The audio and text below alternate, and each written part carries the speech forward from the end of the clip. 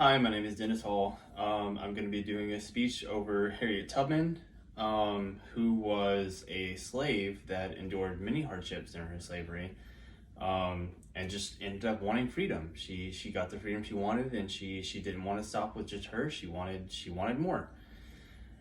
Um, so Harriet Tubman was born around the year 1820 in Dorchester County, Maryland, on a plantation.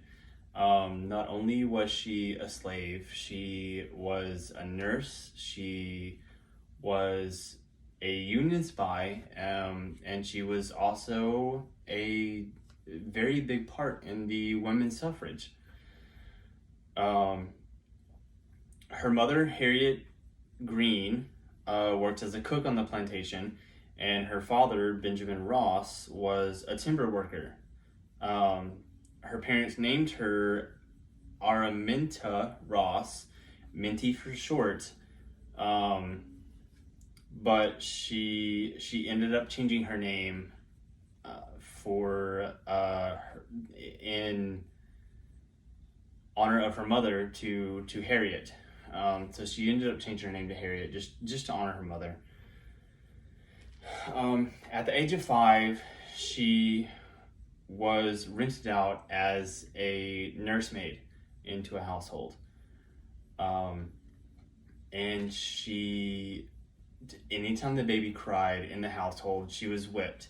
And this left her with physical scars, it left her with emotional scars that she would remember for a lifetime. She'll never forget that. At the age of 7, she was enslaved to a planter and worked outside. And this is where slaves don't get to decide, but this is where she decided mentally that she liked working outdoors physically instead of doing indoor domestic work. At the age of 12, her desire for racial justice kind of peaked.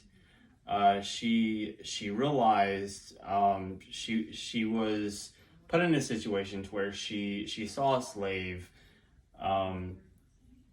being assaulted, and she jumped in the middle of it, and she ended up getting hit with a metal weight in the head, and this left her with after this incident, it left her with narcolepsy, it left her with headaches, it left her with what she says she had visions, somewhat religious, and the appeal from slave buyers, it wasn't good for her, which might be a good thing, but the slave buyers they weren't appealed to her because of her injuries and what she had going on with her afterwards.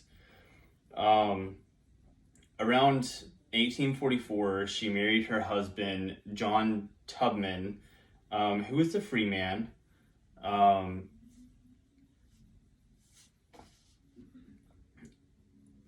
They lived in Maryland on the plantation with her 2 brothers. I don't think her husband lived with her, but she lived in Maryland on a plantation with her 2 brothers.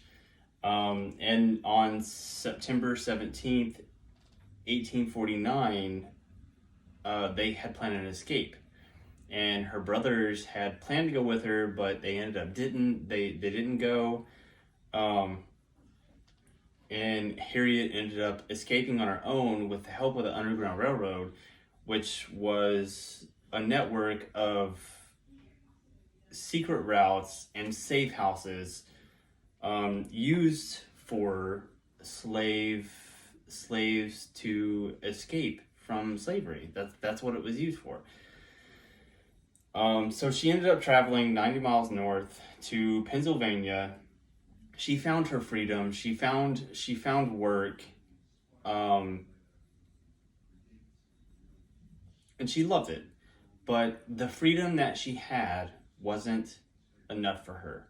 The freedom that she had, she wanted it for her fellow slaves. She wanted it for her loved ones. She wanted it for her friends. So she just wasn't satisfied with it. So in 1850, well, let me go back. So she ended up going back for her niece and her niece's kids. She ended up leading them to slavery or into freedom, and she had also went for her husband, but her husband had remarried at the time, and he had decided that he was just going to stay there. He didn't want to leave his new wife. In 1850, the Fugitive Slave Act had come about, which was an act that freed workers and fugitives could be enslaved again, which made it harder for Harriet to free the slaves. And so she ended up having to travel further north into Canada, and she had to do most of her traveling at night. And a lot of her traveling at that time was done in the fall and the spring, because the days were shorter.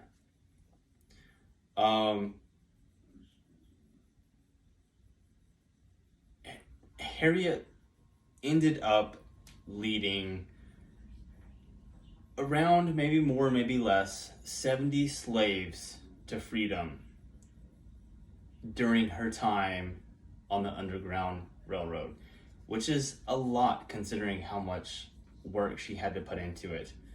In 10 years, she ended up befriending a few abolitionists, including Frederick Douglass, and she ended up building her own Underground Railroad network to continue the work that she was doing. She wanted to keep leading people out of slavery. She didn't want to stop. That was her life goal.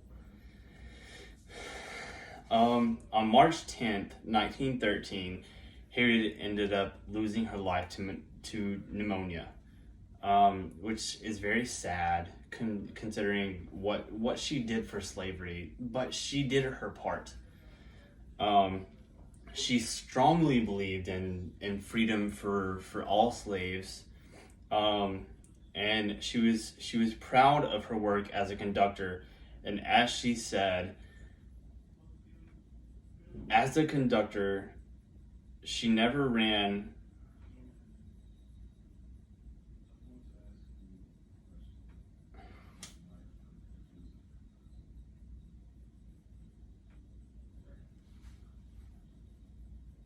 she never ran her train off the track and never lost one passenger.